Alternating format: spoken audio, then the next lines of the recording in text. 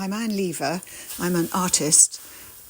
I live in Cheshire, in the country, surrounded by green fields, old trees. There's a wood outside the window. The Derbyshire Hills are not far away. I describe myself as a landscape painter, but that doesn't really cover it. I think what I'm trying to do is to paint my response to a landscape at that moment when I'm in it or when I'm thinking about it. So I'm trying to capture my feelings for that place. So that would include its geography, its history, the marks man's made on the landscape, the weather, the light. And in trying to work out what has led me to this, I've been thinking about the influences way back in my family and where I was brought up.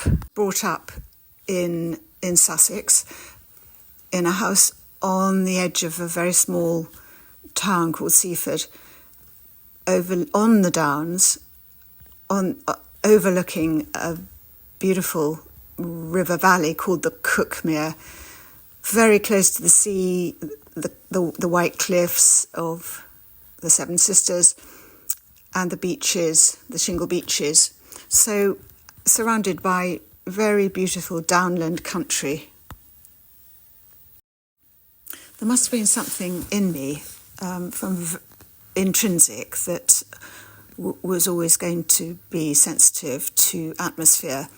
But it really helped, I think, to have a father who triggered my imagination from a very young age. He was a storyteller, he was well read, he read his poetry, had a very vivid historical imagination and would take us to castles and old houses, expeditions off at dawn to see the migrating birds gathering in the valley in the Downs before taking off across the channel in their great black cloud.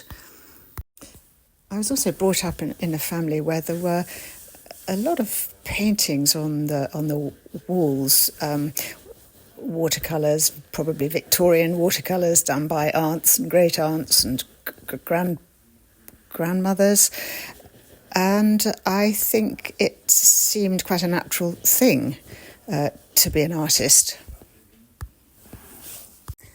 Added to which, being artistic was greatly admired, and I got a lot of encouragement for it.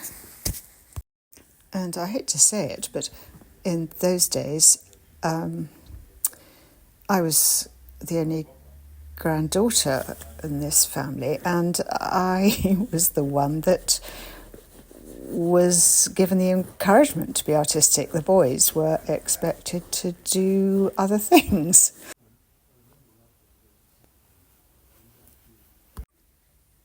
So, as well as these things of the imagination, I was also just outside a lot,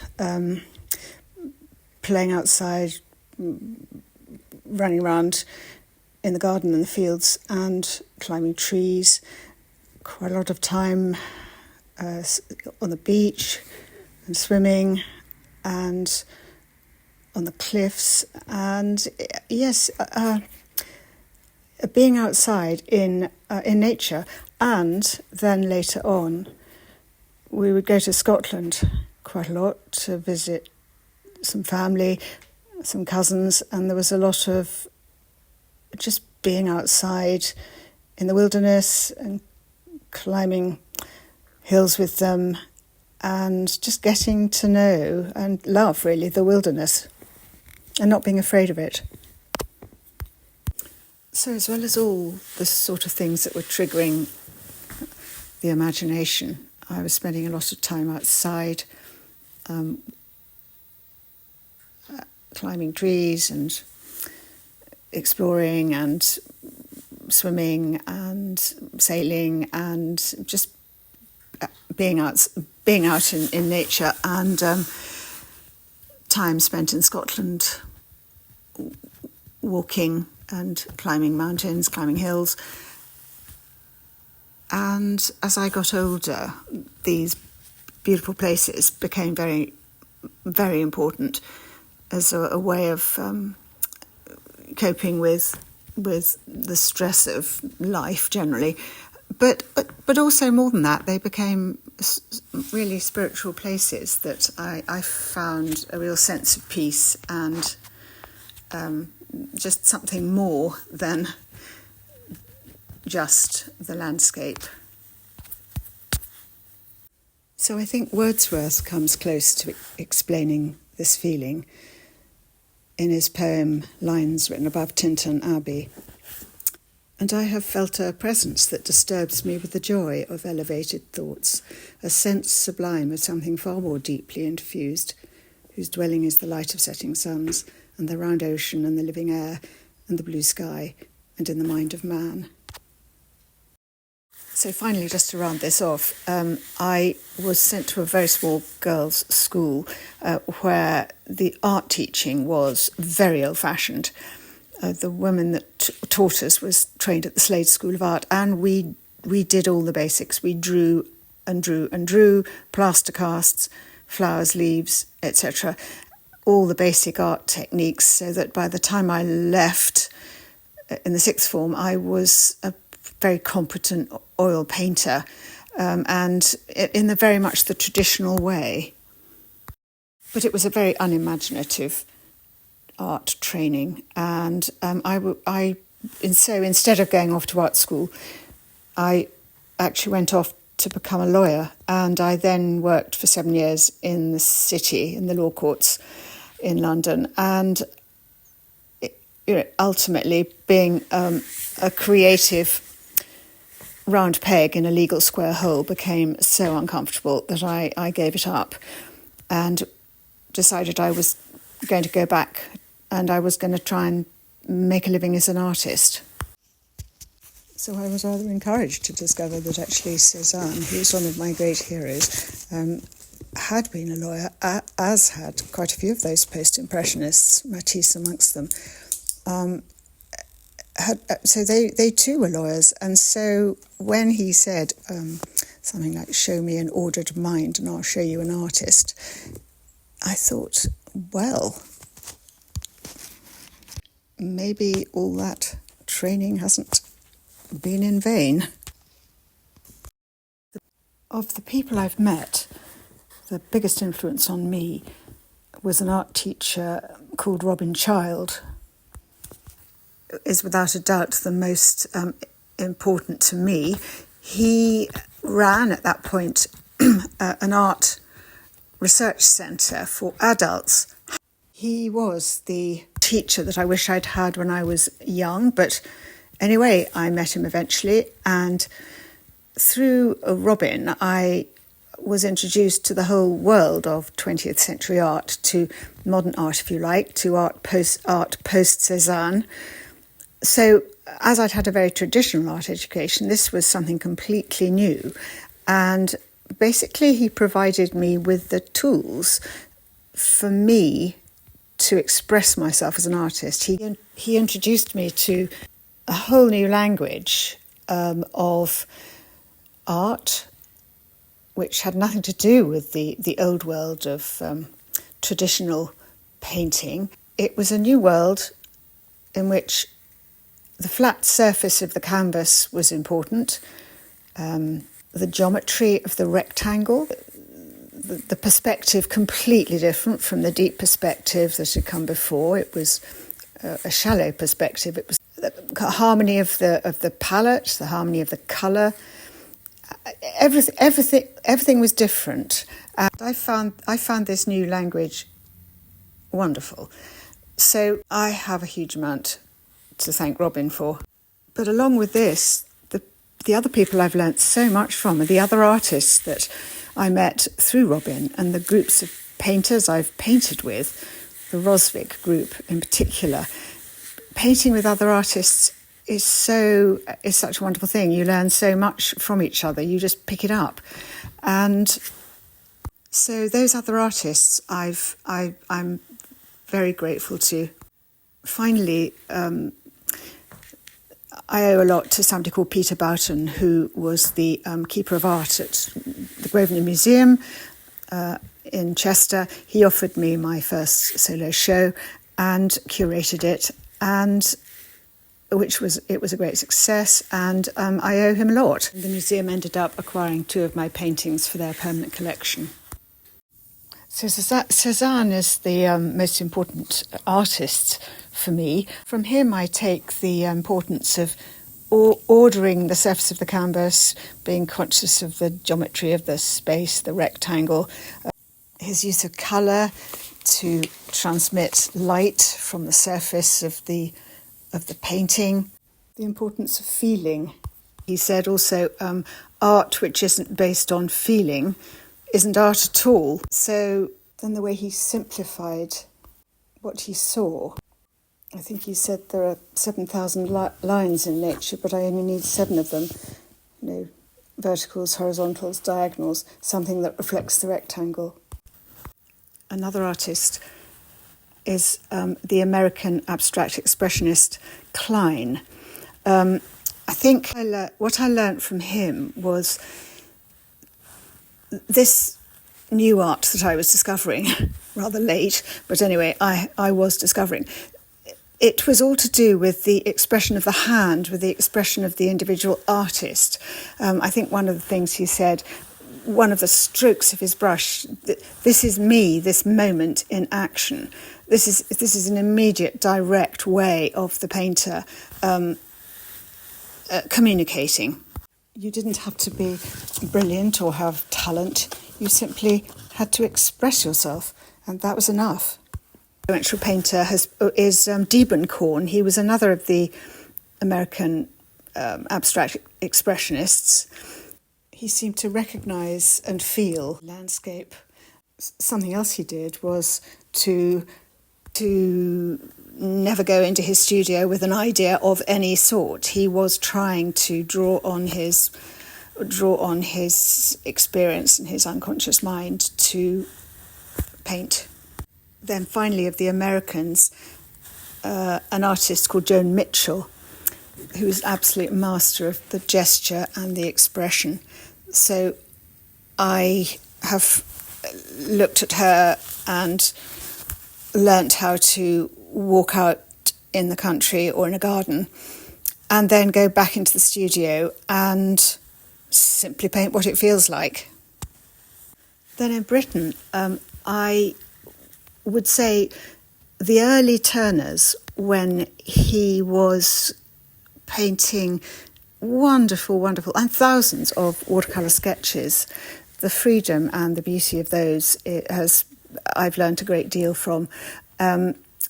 And then backtracking a bit to Samuel Palmer and Blake, I mean, both real mystics, I think, and just giving their work such a mysterious quality, which I think then influenced what I think are called the English Romantic painters, John Piper and Graham Sutherland. Then, of course, the great Keith Vaughan, who I think is the best painter we've produced. I think he came out of the Cubist partnership of Braque and Picasso, who have also influenced me. There's Bomberg, his use of planes and colour and just the passion with which he painted. Oh, and of course there's Peter Lanyon, the Cornish painter, very much more abstract, but he was very good on what he called the placeness of place, really getting beneath the surface of a landscape. I'm trying to reduce the amount of conscious control I have when I'm painting. I want to do less of the making an image and more of finding and recognising an image. I've realised that there's a huge amount of experience of looking at landscape in my head, and I'm trying to learn how to draw on that. So I suppose it's a method of trying to bypass the conscious mind and get in touch with what's going on inside. I think the biggest challenge that painters face, or artists in general, is the loneliness of the creative process when you have to go into your studio day after day and face yourself. I think artists need other artists to talk to bounce ideas off, and getting the right balance between that and the time alone you need to create, to play around in the studio, to have the discipline to do that, to be alone. That balance is very difficult. And I'd say the other difficulty, really, and I still find this a difficult one, giving your painting the priority it really needs. To be an artist, you need to be pretty ruthless about prioritising your painting or your art. Other things that need you have to come in second place. That's the challenge. What advice would I give my younger self? I would say I spent a long time worrying when I didn't paint. I mean, there have been times in my life, particularly when I was being a lawyer, that I just wasn't painting. And it was difficult. I didn't enjoy that. It felt like something was missing. I realise now that even when you're not painting, you are still developing as an artist. You are still looking and observing and growing. I'd say don't worry too much if there are periods in your life when it's just too difficult to paint. You're still an artist and you will still be learning. When you start again, something will have changed. Yes, I'm constantly trying unconventional mediums and techniques. I've explained that I was taught how to paint in a very conventional way. So the watercolour paintings, oil paintings, all the right layers going on at all the right times, etc. But I now paint with whatever I have to hand. And I suppose the example I would give is that some of my most successful paintings have been paintings when I've got so angry with them that I've scraped and rubbed and ripped and torn and stuck on more paper and just been thoroughly destructive. And actually, sometimes those are the very best paintings. And I think sometimes you have to get to that point of despair, washing it off under the tap, scrubbing it with a scrubbing brush, scraping it off. That's all, for me, that's all part of the process. So, just to sum up, perhaps not unconventional medium, but because I do actually still use mainly oils, but I also use acrylics and watercolour, and I will use collage. These aren't exactly unconventional medium, but it's the way I use them. So I think when I start painting, I don't listen to music, but I do like listening to words. I like listening to podcasts or Radio 4, because there's something about having sort of half a mind on the talk going on in the background that just knocks out the conscious mind and enables me to hear more clearly what's going underneath, or it helps me take the conscious focus away, and it enables me to slip into a more creative state. But when I'm really painting well and I'm in the zone, I become unaware really of my surroundings, and silence can reign.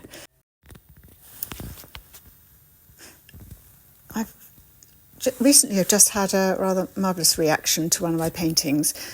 It's in a very busy restaurant, and I got an email from the owner of the restaurant, who said, "Yesterday I found myself completely lost in the detail of your painting.